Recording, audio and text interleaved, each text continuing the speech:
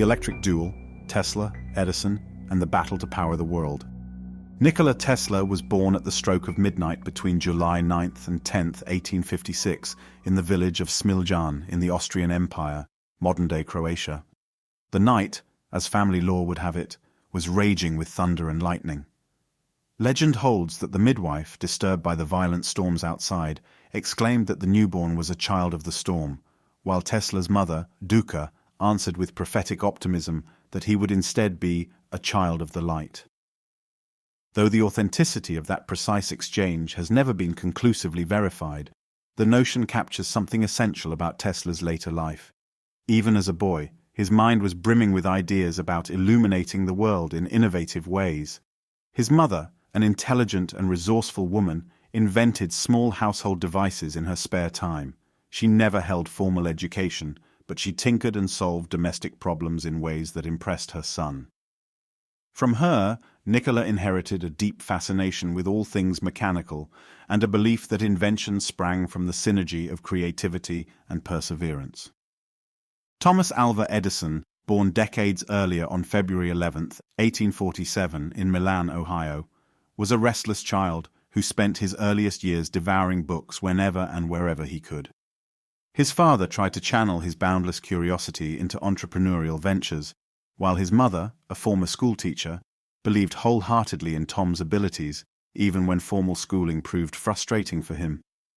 Partially deaf from a young age, he variously attributed it to childhood illness or an incident on a train. Edison found solace in reading, experimenting, and working with telegraph instruments. He was by nature a tinkerer, but also possessed a sharp, practical sense of business and marketing.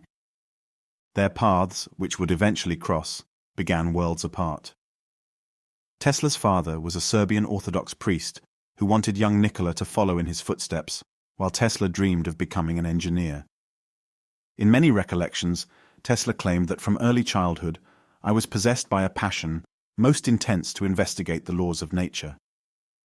Years later, he would sum up his fascination in the words, "The scientific man does not aim at an immediate result. He does not expect that his advanced ideas will be readily taken up.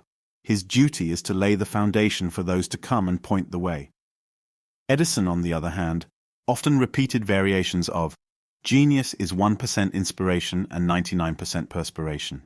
Despite the differences in style, Tesla's often visionary, near-mystical approach versus Edison's pragmatic and methodical one, the two men found themselves eventually grappling with the same fundamental challenge: how to illuminate the modern age through electricity.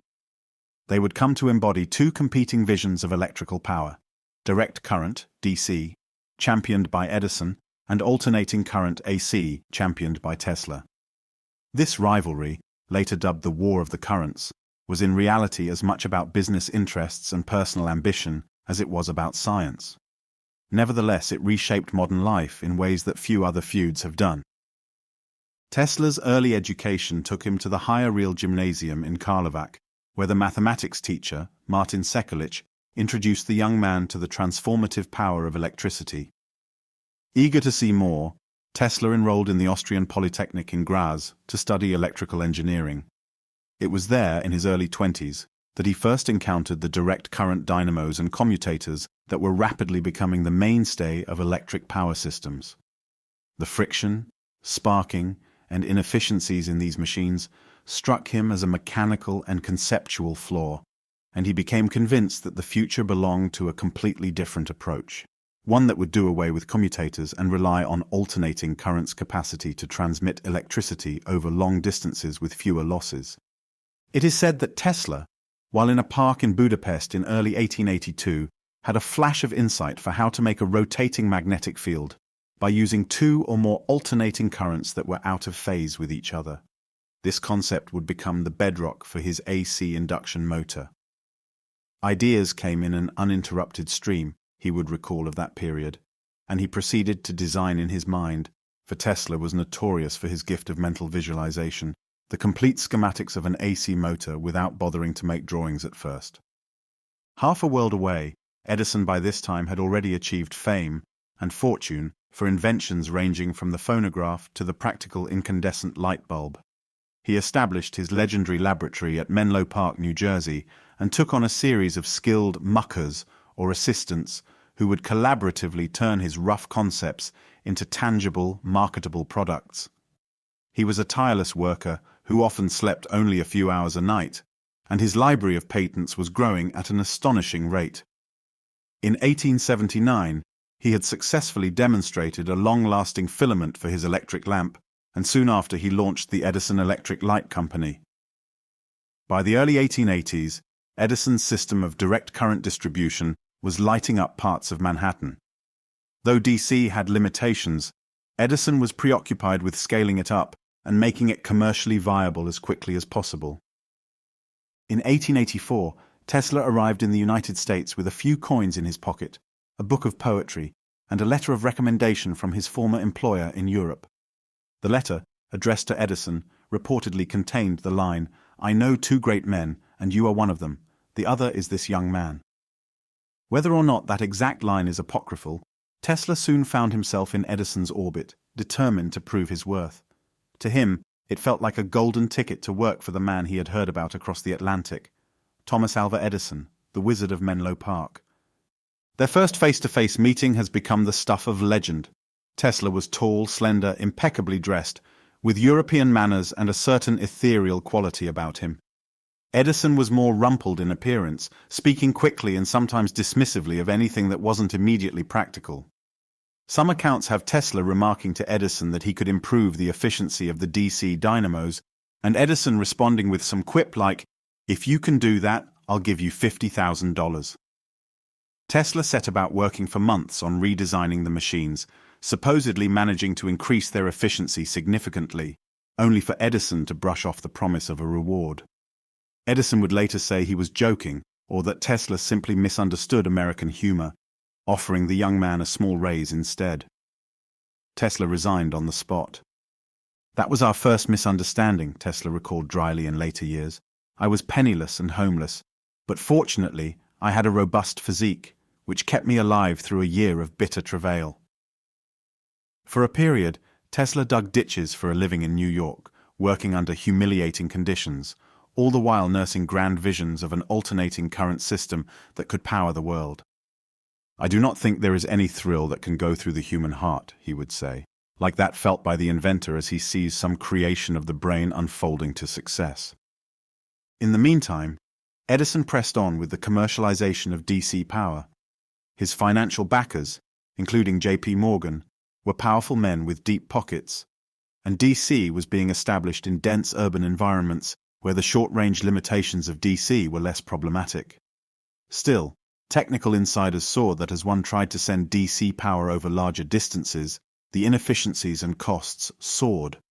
Someone, it was believed, would eventually solve the puzzle of how to transmit electricity more effectively, and among the interested observers was George Westinghouse, an inventor and industrialist who had already made a fortune with his air brake system for railroads. Westinghouse recognized Tesla's brilliance.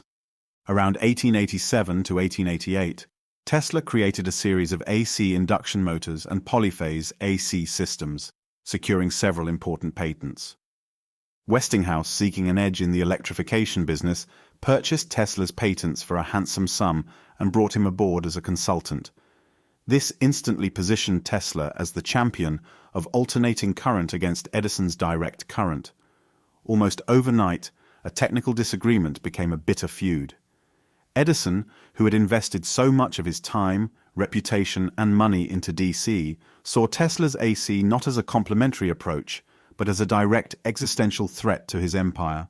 What followed was a propaganda campaign that would go down in history as one of the more morally questionable chapters in Edison's storied life. Attempting to stoke public fear, Edison sponsored gruesome public demonstrations where stray dogs and cats, sometimes even a horse, were electrocuted with AC to show its supposed dangers. "It's too powerful, too deadly," his associates would caution the press. Edison believed that if AC were perceived as lethal, people would be less likely to adopt it. Tragically, this tactic escalated to the point where in 1890, the world's first electric chair execution of William Kemmler used an AC generator. Although Edison denied direct involvement, he had at least indirectly paved the way for the use of AC in electrocutions to smear Tesla's technology. Meanwhile, Tesla felt appalled by these developments. "I was almost a sorry witness to a serious tragedy," he said in private letters, referring to the electric chair fiasco. In public, he tried to maintain decorum, focusing on demonstrations of how safe AC could be when properly handled. Famously, Tesla would pass AC current through his own body during lectures, lighting lamps and showing how it was not necessarily lethal. The showmanship sparked rumors that Tesla possessed some supernatural tolerance for electricity, or that he was pulling illusions. But in reality, he was carefully controlling the voltage and frequency to ensure the current through his body was below dangerous thresholds.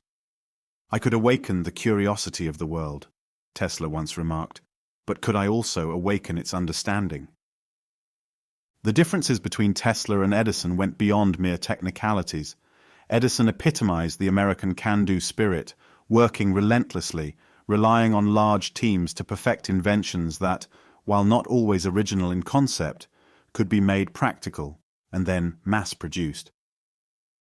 Tesla was more solitary, mercurial, and at times deeply philosophical about the nature of energy, resonance, and the future of humankind. Tesla once lamented that the scientists of today think deeply instead of clearly. One must be sane to think clearly, but one can think deeply and be quite insane. He advocated a broader perspective, looking beyond immediate commercial gains into the fundamental truths of nature. Edison, by contrast, rarely indulged in lofty speculation. He wanted immediate, marketable results. The War of the Currents came to a head in the early 1890s. Edison lost control of his electric companies, which merged into Edison General Electric and then formed General Electric, no longer under his direct management. The business interests of J.P. Morgan and others overshadowed Edison's personal preferences, and the new conglomerate began to see AC as inevitable in certain markets. Tesla and Westinghouse, meanwhile, secured a pivotal contract to light the 1893 World's Columbian Exposition in Chicago. The fair, known popularly as the World's Fair, became a stunning showcase for alternating current. Visitors were dazzled by the brilliant illumination of the White City, with Tesla's AC system proving both safer and more cost-effective for large-scale lighting. During the fair, Tesla hosted demonstrations that bordered on the theatrical. Standing in front of large coils, he let arcs of electricity dance around him, lighting wireless lamps. "I have harnessed the cosmic rays," he declared at one point, "and caused them to operate a motive device." Though many reporters didn't quite understand the underlying science, the spectacle was enough to capture the public imagination. Tesla was hailed as a wizard in his own right, overshadowing for a moment the image of Edison, whose name had become synonymous with the electric light bulb. Later that year, the Westinghouse Electric Company won another prize, the contract to build the AC generators for the hydroelectric plant at Niagara Falls. This was the holy grail of electric power at the time, the promise that the mighty falls could be harnessed to provide electricity to Buffalo and eventually to New York City. If AC could do this efficiently, it would end all debate about the superiority of Tesla's approach. Indeed, in 1896, power from Niagara began flowing to Buffalo, thus cementing AC's victory. While DC continued in some niche applications for decades, the mainstream infrastructure across the United States, and soon much of the world, adopted alternating current, ushering in an era of high-voltage transmission lines and polyphase networks exactly as Tesla had envisioned. Edison, for his part, grew increasingly distant from the electricity business. He had sold many of his interests, shifted attention to other ventures like motion pictures and improved battery technology, and eventually left the direct electricity wars behind. Privately, Edison could be magnanimous about Tesla's contributions.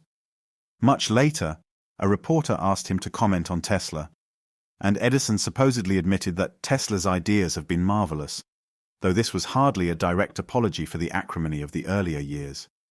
Still, their rivalry would remain legendary, cemented in the public mind as a classic clash of personalities, business interests, and scientific paradigms. Tesla and Edison's philosophical differences became clearer in the years after the War of the Currents.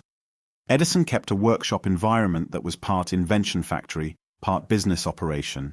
He believed in trial and error, systematically testing thousands of variations to find the right filament for his light bulb. He famously said, I have not failed. I've just found 10,000 ways that won't work. For Edison, knowledge advanced by iteration and elbow grease, culminating in commercial products that improved everyday life. Tesla, by contrast, claimed that he could design entire inventions in his head and run mental simulations with precise detail, only building physical prototypes once he was already convinced they would work. He once remarked, "I do not rush into actual work. When I get an idea, I start at once building it up in my imagination." Having vindicated AC power, Tesla moved on to other obsessions: high-frequency AC, wireless power transmission, robotics, and even the possibility of transmitting signals, or power, through the Earth. He relocated to Colorado Springs in 1899 to conduct experiments in a high-altitude laboratory, building gigantic Tesla coils that produced lightning-like discharges up to 30 feet long. Neighbors complained of sparks leaping through their feet, of light bulbs glowing in fields near the lab even when switched off.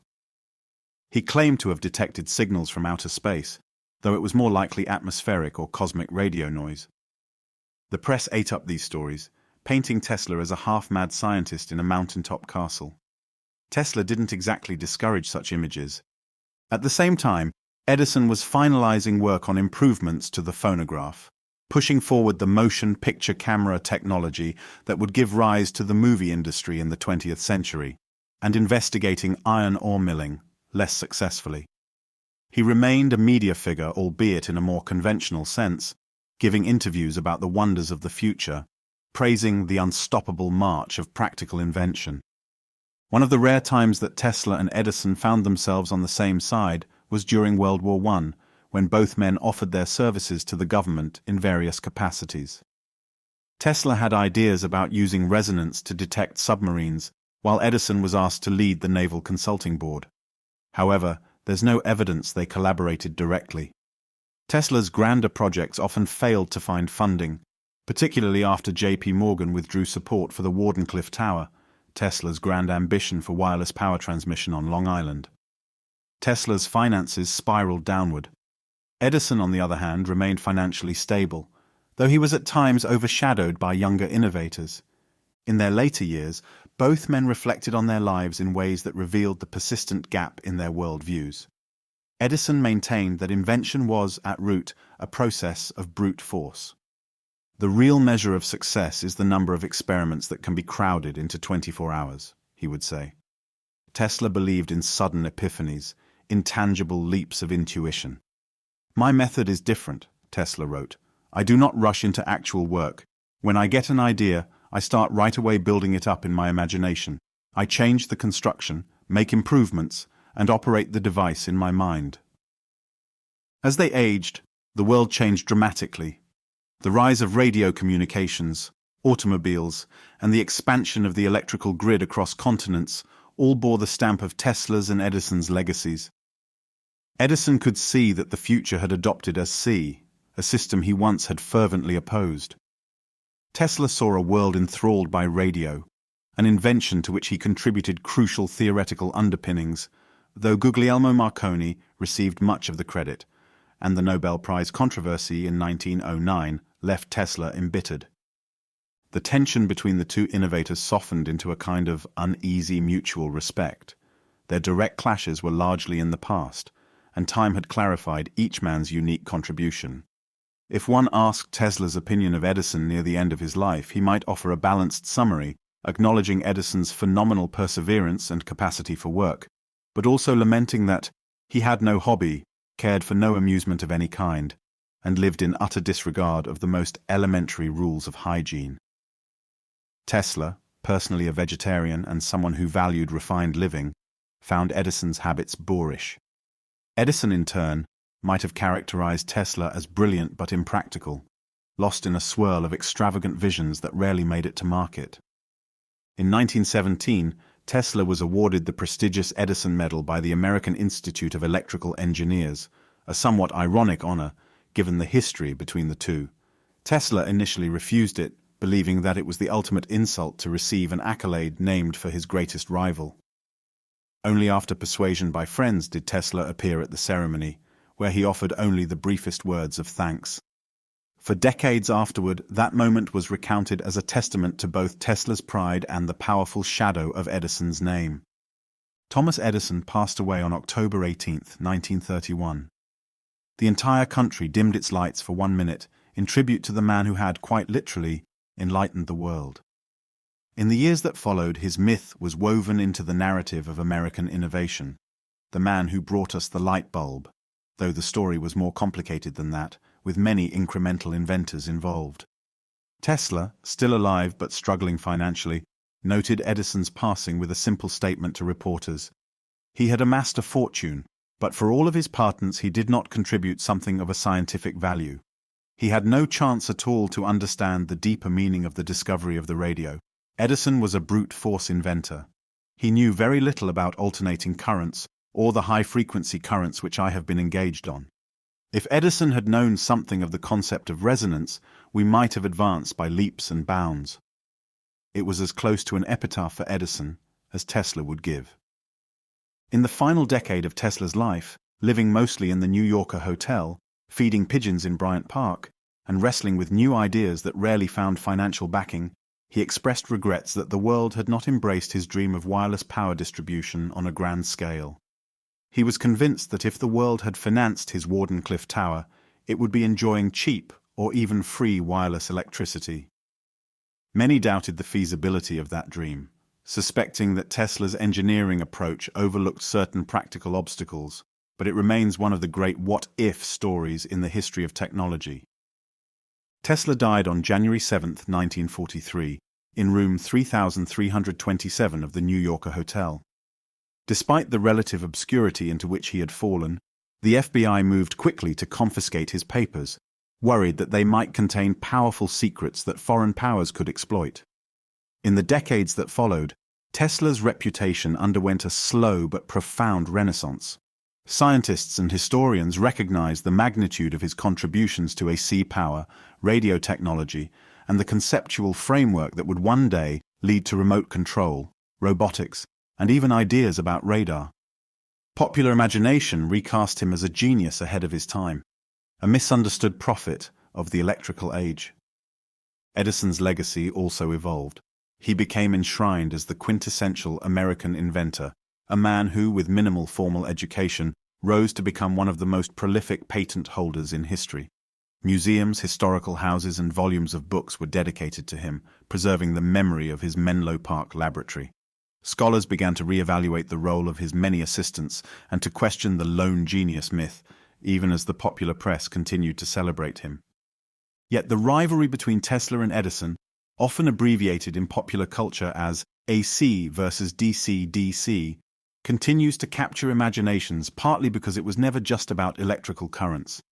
It was about two contrasting ways of thinking, two distinct personalities, and a business struggle that was waged in headlines, courtrooms, and public demonstrations. One might say that Edison's worldview was shaped by the demands of commerce and practical problem-solving, while Tesla, though he enjoyed wealth at times, looked further into the future, seeking to harness the secrets of the universe. To better understand the nuance of their relationship, one can trace specific episodes. At the first meeting, Tesla, newly arrived, told Edison about his plan for a brushless motor. Edison snorted. He had spent years perfecting the commutator for his DC machines and was not disposed to believe in an AC approach that challenged the entire foundation of his power distribution business. "You're proposing to scrap all my work on commutators," Edison might have exclaimed. Tesla responded with that characteristic mix of politeness and certainty. "Yes, but it will be better." When Tesla attempted improvements to the DC dynamos, he tore down and rebuilt machines at Edison's workshop at night, meticulously testing different windings, adjusting the mechanical elements, and writing long notes to himself about the outcomes. The repeated message from Edison, Tesla alleged, was, "Keep at it. There's $50,000 at the end of it." After months, Tesla presented a working redesign that boosted efficiency beyond what Edison had thought possible. When Tesla reminded him about the promised bonus, Edison reportedly said, "Tesla, you don't understand our American humor," and offered a small weekly raise instead. Tesla left in disbelief. When the war of the currents heated up, Edison's public relations stunts with AC electrocutions outraged Tesla. To Tesla's mind, electricity was a life-giving force that could revolutionize society if harnessed properly. It is a safe, clean, and economical power, he insisted, when used with skill and caution. Edison, for his part, realized he was losing the technical battle, but he hoped to salvage his DC investments by frightening consumers about AC. At the 1893 World's Fair, Tesla walked amid the dazzling lights of the exposition. He had personally set up demonstrations of fluorescent lamps, an innovation not widely commercialized yet, rotating magnetic fields and arcs of violet electricity. Crowds were transfixed. Newspaper reporters rushed in with a flurry of questions. Tesla, seized by a moment of showmanship, took a lamp in his hand, connected it to a wireless coil, and it glowed. "Within a few years," he said, "wireless light will be as common as electric wires are now." The world gaped, astonished at the spectacle, though the complexities of building a global wireless network ultimately proved more challenging than the enthusiastic predictions. When the Niagara Falls power station became operational in 1896, Tesla and Westinghouse both journeyed up to see the dynamo spin. The thunderous roar of the water contrasted with the smooth hum of the AC generators. "See," Tesla told a reporter, pointing to the massive turbines, "that is the power of nature, harnessed for the progress of humankind." He believed wholeheartedly in the synergy of nature and technology. "We are whirling through endless space," he once wrote, "with an inconceivable speed. Everything is spinning, everything is moving, everywhere there is energy. There must be some way of availing ourselves of this energy more directly." Later, as Edison's star continued to rise in the public eye, Tesla found his finances and standing precarious.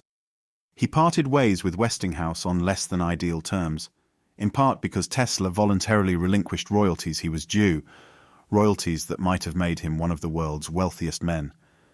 He worried that Westinghouse was facing financial pressures and that his beloved AC technology might be sidelined if Westinghouse's company collapsed under the weight of the royalties. So Tesla tore up the contract. It was a move some saw as an act of nobility, others as a tragic loss of wealth that Tesla would dearly miss in later years.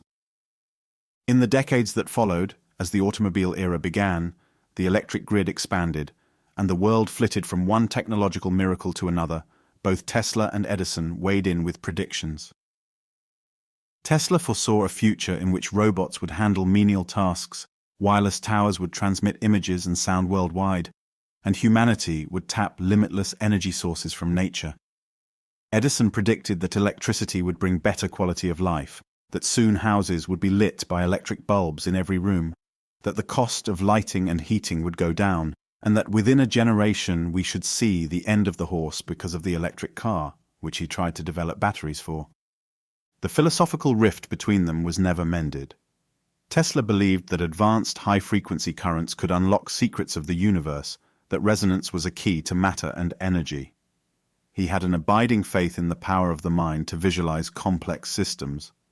Edison, more grounded in hands-on experimentation, saw the scientific method as a process of trial and refinement, with tangible results as the measure of success.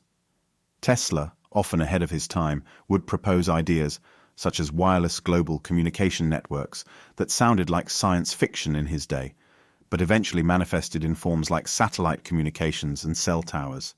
Edison died as a national hero. Tesla died nearly penniless. Yet Tesla's name would gradually grow in esteem among scientists, engineers, and eventually the general public.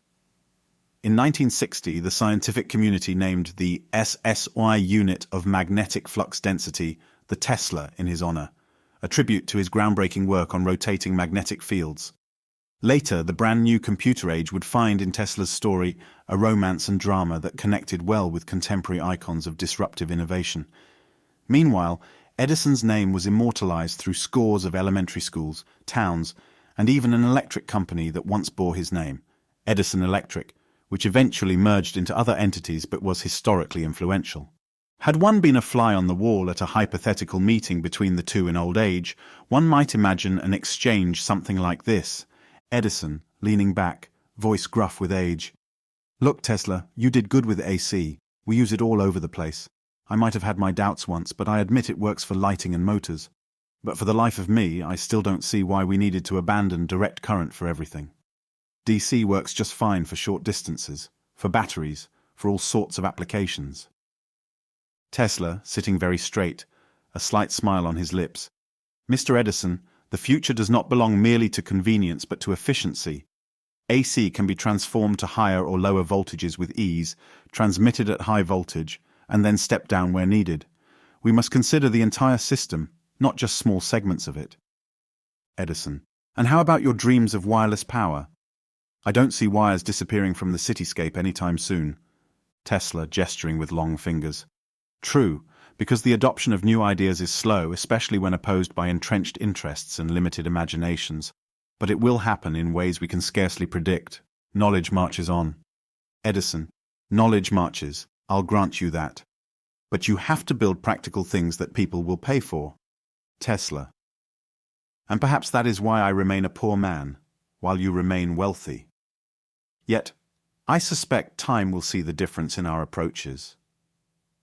Of course, such a conversation is purely speculative, but it captures the essence of their dialectic: practicality versus idealism, iteration versus invention by mental leaps, commerce versus open-ended exploration of ideas, DC versus AC. In telling the story of Tesla and Edison, it is also worth noting that neither was entirely right or wrong in a moral sense. Both were men of their times, shaped by the pressures of the Gilded Age and the demands of industrial capital. Edison's violent approach to disparaging AC by associating it with the electric chair was morally questionable, yet it arose in the rough-and-tumble environment of 19th-century competition. Tesla, for all his brilliance, often treated everyday concerns as trivial and was not always a reliable business partner. Both men advanced humanity's mastery over electricity, albeit in different ways. After Tesla died, his funeral was held at the Cathedral of St. John the Divine in Manhattan. Dignitaries, scientists, and close friends attended. Eulogies spoke of him as a visionary who had transformed the globe. An urn containing his ashes was ultimately placed in the Nikola Tesla Museum in Belgrade. Edison's death, more than a decade earlier, had led to a moment of national mourning, with the lights dimmed across the country for a minute. The end of an era, the newspapers proclaimed. The war of the currents, as it is taught in classrooms now, is often distilled into a simple story. Edison's DC lost out to Tesla's AC, culminating in the electrification of the world along AC lines. But the deeper narrative is about the forging of modern technological culture. It is about how society chooses which inventions become mainstream and which remain on the fringe. It is about how personal rivalries, business forces, and flashes of insight all swirl together into the unstoppable tide of progress. In that swirl, Tesla stood out for his intellectual leaps and flamboyant showmanship. Edison stood out for his doggedness and ability to commercialize.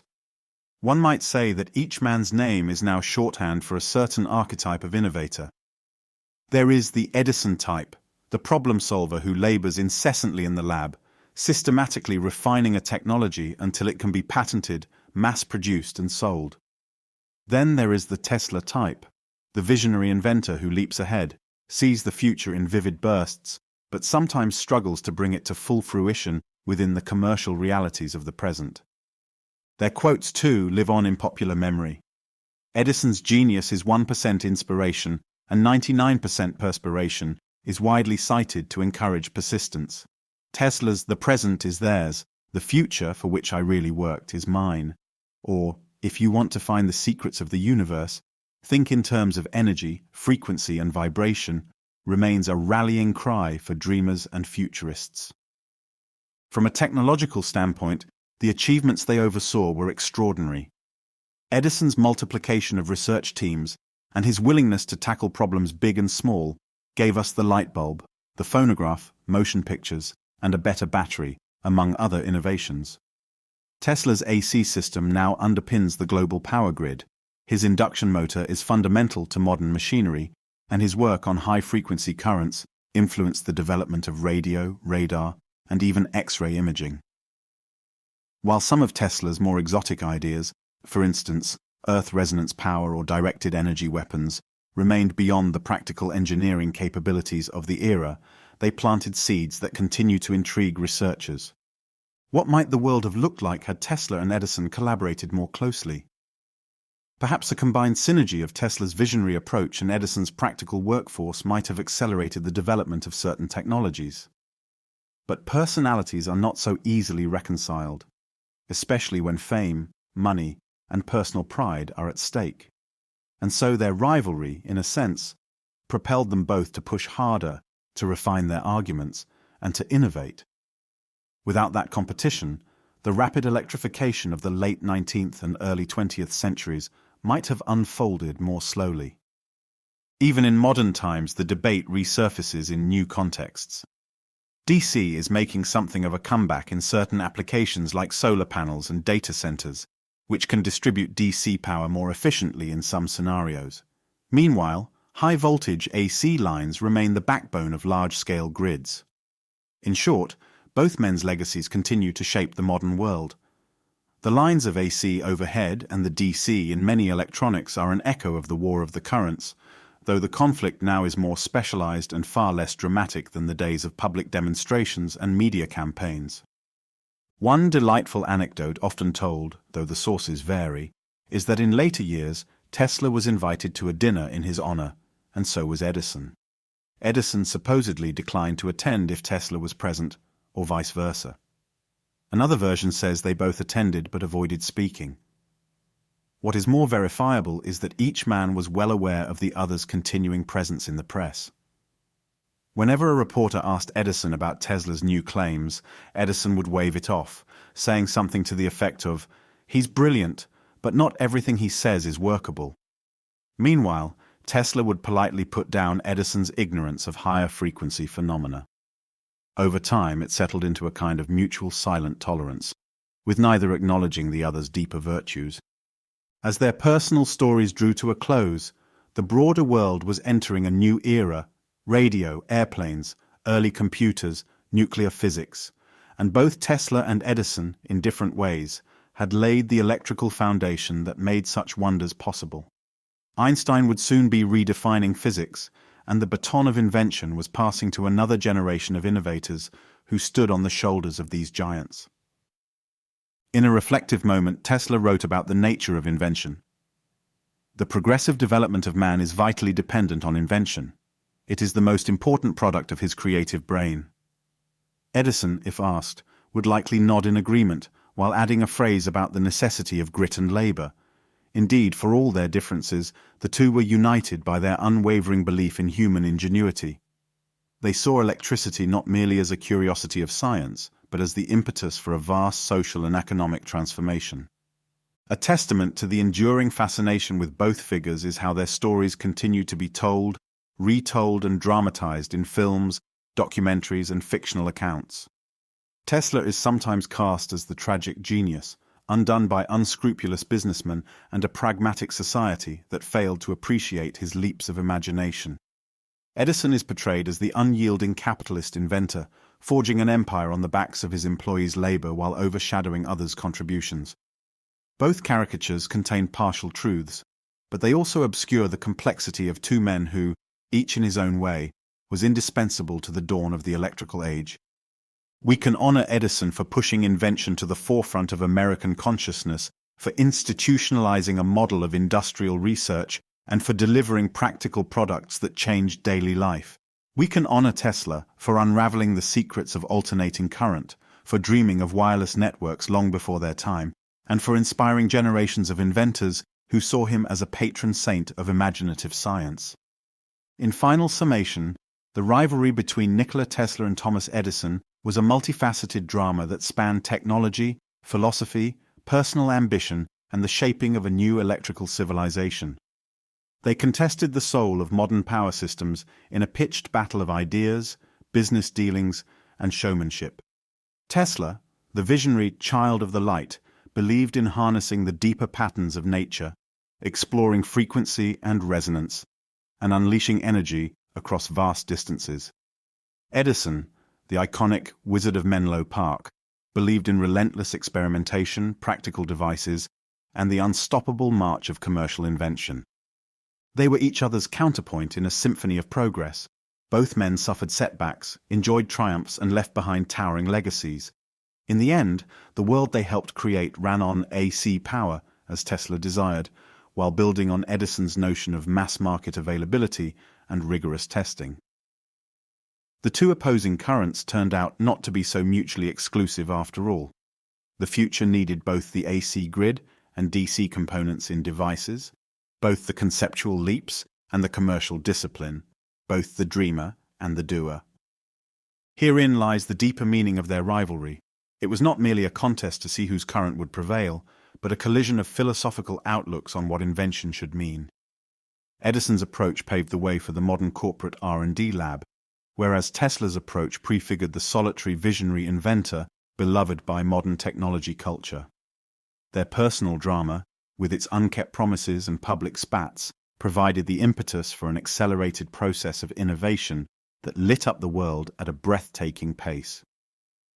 Even now, a world without Tesla's AC induction motor or Edison's business-savvy push for electric illumination is unthinkable. City skylines sparkle with electric lights, factories hum with induction motors, and homes run on devices that rely on power transformations from high-voltage AC down to the DC voltages that charge our batteries. This tapestry of technology, so intimately woven into our daily existence, is the living testament to the interplay of Tesla's and Edison's once warring visions. We owe them both a debt of gratitude, for it is in the union of their seemingly discordant ideas that modern electrification found its most robust expression.